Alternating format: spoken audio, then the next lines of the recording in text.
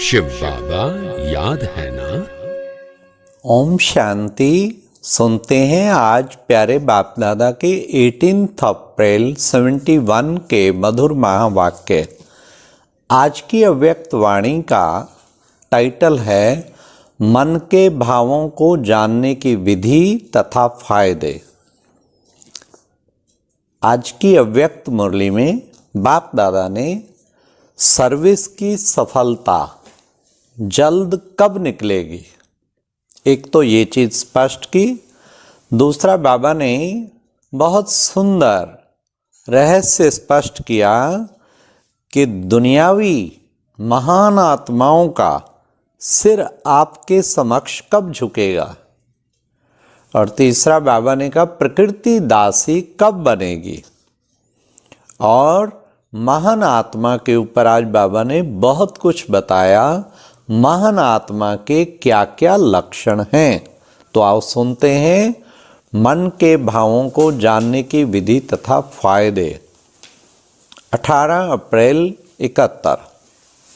सभी जो भी यहाँ बैठे हैं, सभी मन मना भाव की स्थिति में स्थित हो।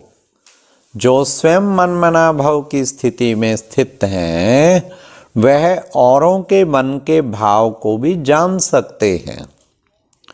कोई भी व्यक्ति आपके सामने आए तो मन मना भाव की स्थिति में स्थित होकर उनके मन के भावों को स्पष्ट समझ सकते हो। कितना बाबा ने स्पष्ट किया, एकदम स्पष्ट समझ सकते हो। फिर बाबा ने बताया बोल भले क्या भी हों, लेकिन भाव किसका क्या है उसको जानने का अभ्यास करते जाओ। जब किसके मन के भाव को समझते जाएंगे तो इससे रिजल्ट क्या मिलेगी, इससे रिजल्ट क्या होगी।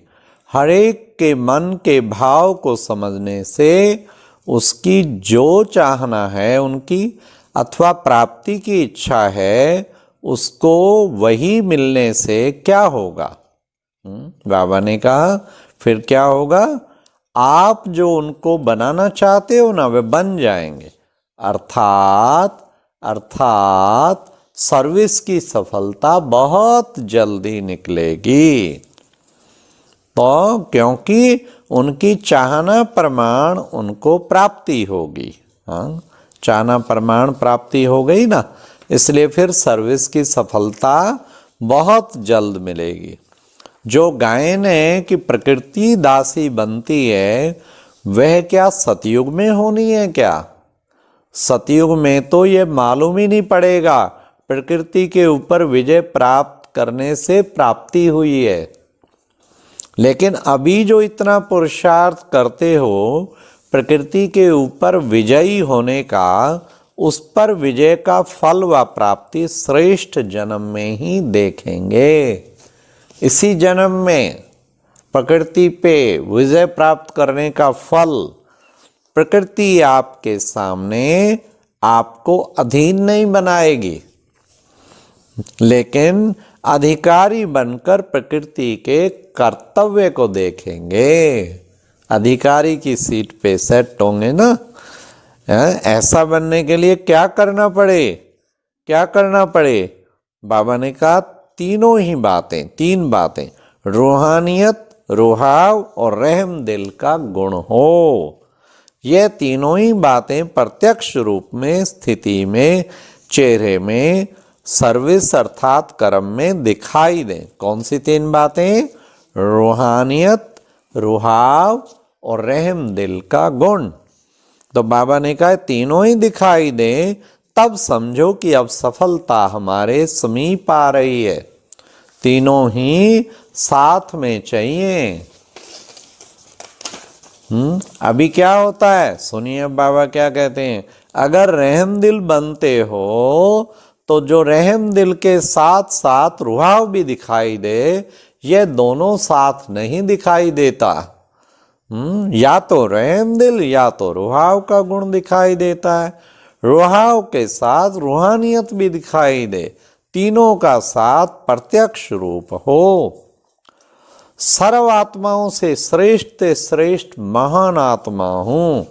इस स्मृति से किसके भी सामने जाओ तो क्या होगा, तो क्या अनुभव करेंगे, आपकी महानता के आगे सभी के सिर झुक जाएंगे। महान आत्मा, ग्रेट सोल, जब चित्रों के आगे सिर झुक जाता है तो क्या चैतन्य चरित्रवान सर्वगुणों में बाप समान चैतन्य मूर्त के सामने सिर नहीं झुकाएंगे क्या? या समझते हो कि रिजल्ट भविष्य की है, अभी होना है? कब? अंत में भी कितना समय पड़ा है।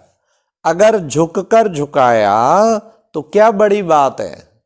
यह जो लक्ष्य रखते हो कि कहाँ सर्विस के कारण झुकना पड़ेगा, यह लक्ष्य रॉन्ग है। इस लक्ष्य में ही कमजोरी भरी हुई है। जब बीज ही कमजोर है तो फल क्या निकलेगा? फिर फल क्या निकलेगा? तो बाबा ने कहा कि यह स्थापना का कार्य कितना ऊंचा है और किसकी मत पर है, उसके आगे सर्व आत्माओं को झुकना ही है। यह लक्ष्य रखकर, यह ईश्वरीय भाव धारण कर किसके भी सामने जाओ। तो बाबा ने कहा सबको झुकना ही है महानता लाने के लिए। अब बाबा ने महानता कैसे आए जीवन में, महानता लाने के लिए ज्ञान की महीनता में जाना पड़े। ऊपर ऊपर का खाली ये नहीं कि मुरली सुन ली मैंने, ओके, महीनता में जाओ, थोड़ा गहराई में जाओ, एक एक पॉइंट को गहराई से सोचो, देखो कितना सुंदर आनंद आएगा। जितना जितना ज्ञान की महीनता में जाएंगे उतना अपने को महान बना सकेंगे। महानता कम अर्थात ज्ञान की महीनता भी कम। तो अपने को चेक करो, महान आत्माओं का क्या कर्तव्य होता है वह स्मृति में रखो। वैसे भी महान आत्मा उसको कहते हैं जो महान कर्तव्य करके दिखाए। सारे दिन की दिनचर्या में चेक करो कि महान आत्मा होने के नाते सारे दिन के अंदर आज कौन सा महान कर्तव्य किया, कुछ ना कुछ महान, एकदम महादानी बने। वैसे भी महान आत्माओं का कर्तव्य दान पुण्य होता है। तो आज सारे दिन में कितनों को दान किया और कौन सा दान किया? जैसे महान आत्माओं का भोजन खान पान आदि महान होता है, वैसे देखना है आज हमारी बुद्धि का भोजन महान रहा, शुद्ध भोजन स्वीकार किया। ये बाबा ने महान आत्मा का लक्षण, हमने बुद्धि द्वारा कोई भी अशुद्ध संकल्प का भोजन तो नहीं पान किया। तो ये बाबा ने महान आत्माओं के लक्षण बताए।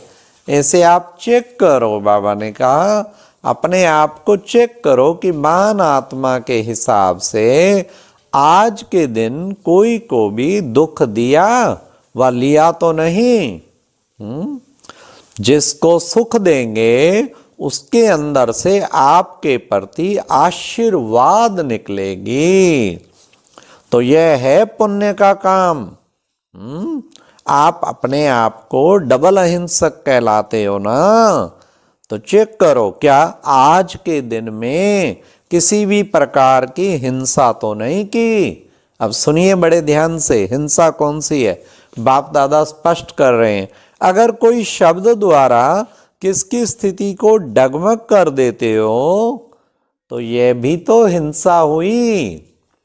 आप तो बोल के चले गए और उसकी स्थिति डगमगा गई, तो हिंसा नहीं की क्या? उसको नीचे गिराया नहीं क्या? तड़फाया नहीं क्या? तो बाबा ने कहा जैसे तीर द्वारा किसको घायल करना भी हिंसा हुई ना, इसी प्रकार अगर कोई शब्द द्वारा कोई की ईश्वरीय स्थिति को डगमग अर्थात घायल कर दिया तो यह भी हिंसा हुई। अपने असली सतो प्रधान संस्कार। अब और हिंसा सुनिए, बाबा बड़ी गहरी आज महीनता में ले जा रहे हैं। असली सतो प्रधान संस्कार व जो अपने ओरिजिनल ईश्वरीय संस्कार आत्मा के हैं, उनको दबाकर दूसरे संस्कारों को, रावण के संस्कारों को प्रैक्टिकल में लाते, मानो जैसे कि किसी का गला दबाया जाता है, तो वह हिंसा मानी जाती है। तो अपने ओरिजिनल अथवा सतो प्रधान स्थिति के संस्कारों को दबाना, यह भी तो हिंसा है। देखो बाबा कितना कितना प्यारे बाप दादा हमें महीनता में ले जा रहे हैं। इसको भी हम हिंसा समझें। अपने असली ओरिजिनल संस्कारों को दबाना, उनका गला दबा रहे हैं। फिर बाबा ने कहा आजकल जो अपने को उच्च महान समझते हैं, वह अपने कर्तव्य को उच्च महान समझते हैं, वे सिर झुकाएंगे अर्थात महसूस करेंगे। कब करेंगे वो भी सुनो, कि इस श्रेष्ठ कर्तव्य के आगे हम सभी के कर्तव्य तो कुछ भी नहीं है। अपनी श्रेष्ठता को श्रेष्ठ न समझ साधारण समझेंगे तो इसको कहते हैं सर्वात्माएं आपके आगे सिर झुकाएंगे। ये प्यारे बाप दादा ने 71 में महावाक्य सुनाए थे। आज वो टाइम आ चुका है। हर वर्ग की, चाहे धर्म नेता, चाहे राजनेता, चाहे वैज्ञानिक, चाहे इंजीनियर, चाहे डॉक्टर, प्रैक्टिकल में समझते हैं कि ये इनके आगे तो हम कुछ भी नहीं है, इनके कर्तव्य के आगे हमारा कुछ भी नहीं। तो बहुत महान आत्मा है। तो सिर झुक गया ना। आज प्यारे बाप दादा ने हमारी कितनी बहनें, शिवानी बहन, अन्य बहनें, उषा बहन, कितनी बहनें हैं बाबा की बच्चियां, जिनको देखो, शीलू बहन, आशा बहन, चक्रधारी बहन जी, किसका लूँ तो किसका नाम ना लूँ, जयंती बहन। हाँ, तो ये सब क्या है, आप देखेंगे कि सिर झुक रहा है लाखों करोड़ों का। कितने लाखों करोड़ों आत्माएं नतमस्तक होती हैं। हाँ, अब समझा क्या चेक करना है। सारे दिन में महान आत्मा के जो महान कर्तव्य व लक्षण है, वे कहाँ तक प्रैक्टिकल में लाए, फिर ये रिजल्ट पूछेंगे। समझा। तो जितनों का अभी सिर झुकाएंगे, उतने उनके जड़ चित्रों के आगे सिर झुकाएंगे। प्रजा के साथ भक्त भी बनाने हैं। सारे कल्प की प्रारब्ध की नूंद अभी ही होनी है। वारिस भी बनाने हैं और प्रजा भी अभी बनानी है। ये बहुत ऊंचे हैं। सिर्फ इस भावना के संस्कार भरने से भक्त बन जाएंगे।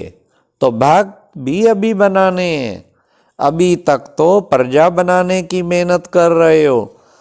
जैसे जैसे आप लोगों की स्थिति प्रत्यक्ष होती जाएगी, वैसे वैसे आपके वारिस अर्थात रॉयल फैमिली, प्रजा और भगत तीनों ही प्रत्यक्ष होते जाएंगे।